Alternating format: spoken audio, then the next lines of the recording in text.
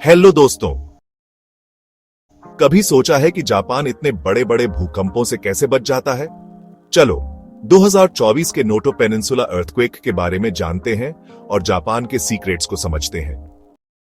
दुनिया new year celebrate कर रही है और जापान में 7.6 मैग्नीट्यूड का जबरदस्त भूकंप आ जाता है और ये अकेला नहीं था।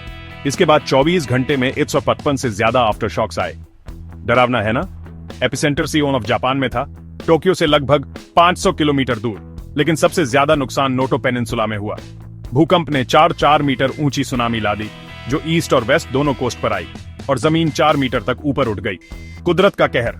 लेकिन जापान में इतने भूकंप और सुनामी क्यों आते हैं और वो इनसे इतने अच्छे से कैसे डील करते हैं? चलो देखते हैं। सबसे पहले जापान में इतने भूकंप क्यों आते हैं?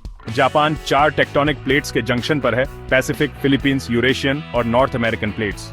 ये प्लेट्स हमेशा हिलती रहती हैं और जब टकराती हैं तो भूकंप आते हैं। इसीलिए जापान में भूकंप ज्यादा आते हैं। इनमें से पैसिफिक प्लेट सबसे बदनाम है, जिसकी वजह से इसके आसपास के एरिया को पैसिफिक रिंग ऑन फायर कहते हैं। ये जोन भूकंप और ज्वालामुखी विस्फोट के लिए फेमस है। जब 2 टेक्टोनिक प्लेट्स मिलती हैं तो 3 तरह से मिल सकती हैं। 1. कन्वर्जेंट बाउंड्री पर, जहां एक प्लेट दूसरी के नीचे चली जाती है। 2. डाइवर्जेंट बाउंड्री पर, जहां प्लेट्स एक दूसरे से दूर जाती हैं। 3.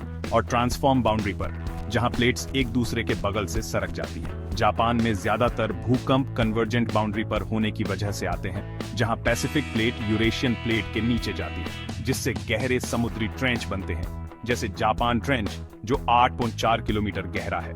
अब दूसरा सवाल, जापान इतनी बड़ी प्राकृतिक आपदाओं से कैसे निपटता है? जापान में दुनिया के सबसे सख्त बिल्डिंग कोड्स और डिजास्टर प्रिपेयर्डनेस हैं।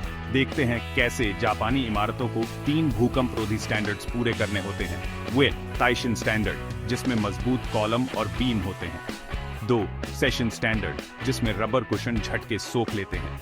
3. मेंशन स्टैंडर्ड, जिसमें बिल्डिंग जमीन से अलग होती है। ये स्टैंडर्ड्स काम करते हैं जैसे 2011 के तोहोकू भूकंप में टोक्यो टावर और स्काई ट्री 900 मैग्नीट्यूड के भूकंप में भी बिना ज्यादा नुकसान के खड़े रहे।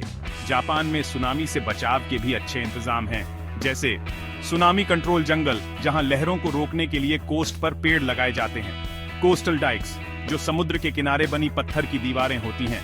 इवैक्यूएशन टावर्स, जहां लोग सुरक्षित रह सकते हैं। एक एडवांस्ड अर्ली वार्निंग सिस्टम, लोगों को जल्दी बताने के लिए। और सी वॉल्स, जो जापान के 40% कोस्ट लाइन को कवर करती है। इन सब के बावजूद 2011 के तोहोकू भूकंप और सुनामी, जिसमें लगभग 20,000 लोग मारे गए, ने कमजोरियों को दिखाया और भी सख्त सेफ्टी स्टैंडर्ड्स बनाए गए। तो बस इतना ही। जापान की लोकेशन की वजह से वहां भूकंप और सुनामी आते हैं, लेकिन उनकी तैयारी और मजबूती उन्हें इनसे बचने में मदद करती है। अगर आपको ये वीडियो अच्छी तो लाइक करें और सब्सक्राइब करें। देखने के लिए शुक्रिया। चीयर्स।